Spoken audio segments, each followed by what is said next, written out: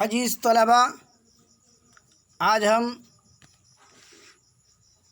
پڑھانے جا رہے ہیں جدید اردو قواعد۔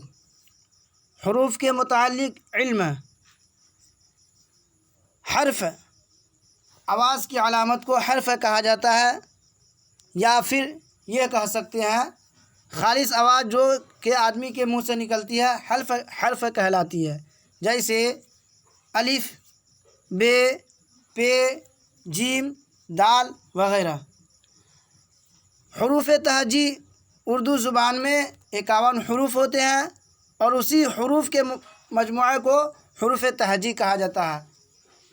حروف دو طرح کے ہوتے ہیں، نمبر 1 مفرد حروف، نمبر 2 مرکب حروف۔ لفظی یا مفرد حروف۔